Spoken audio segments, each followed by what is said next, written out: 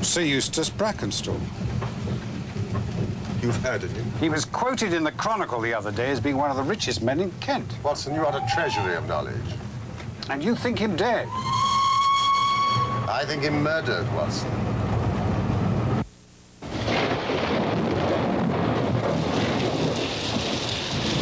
Mystery is made possible by a grant from Mobil Corporation.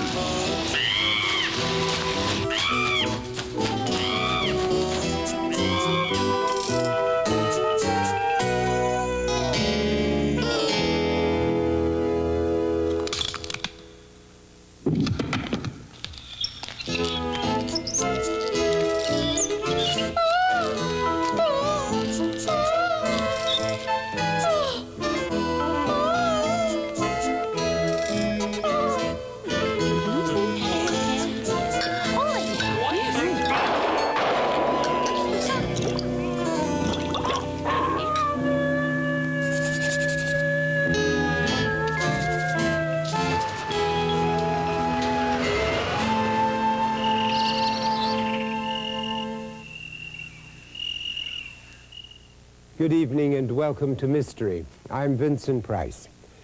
Tonight, Sherlock Holmes finds that murder can be a very tricky business in the adventure of the Abbey Grange. Now, in another story, Holmes paraphrased Shakespeare to describe himself.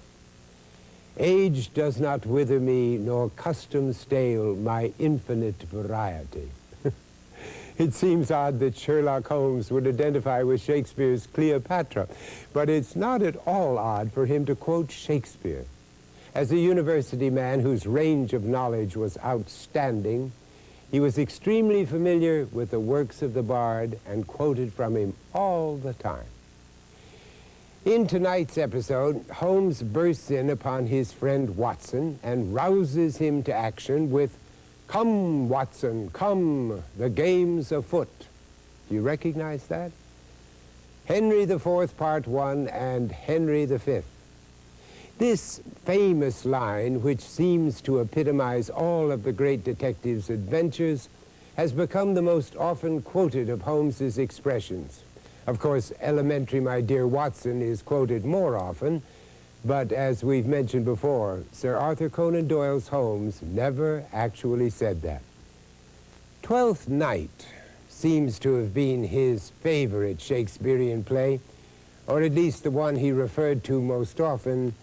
In The Empty House, when Holmes surprised the treacherous Colonel Moran, he remarked, "Journeys end in lovers' meeting." It's a passage which might also apply to tonight's story, the adventure of the Abbey Grange.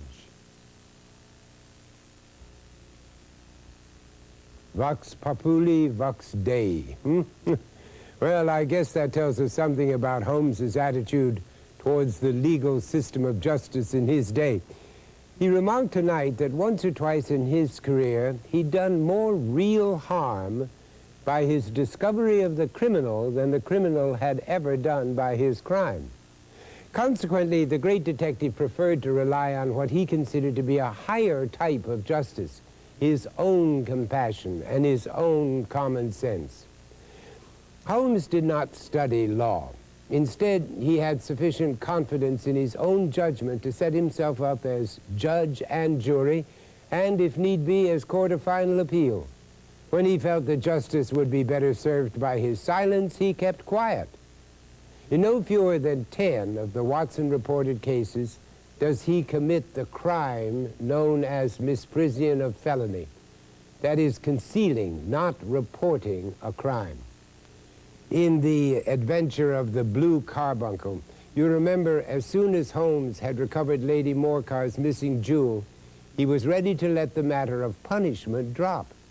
He rationalized his illegal tolerance towards the thief by claiming that it was the Christmas season of forgiveness. He reminded Watson, "I am not retained by the police to supply their deficiencies." Next time, Holmes accepts an invitation from an old school chum in the country. And before long, he finds himself involved in the mysterious adventure of the Musgrave ritual. Until then, for Mystery, I'm Vincent Price. Good night.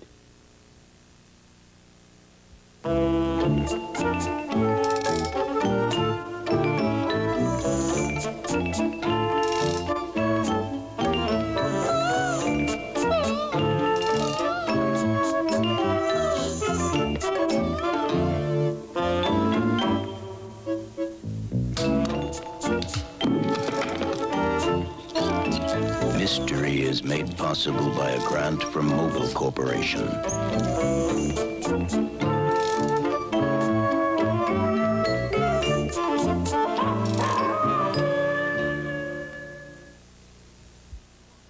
The Return of Sherlock Holmes by Sir Arthur Conan Doyle is published by Viking Penguin and is available in bookstores and libraries nationwide.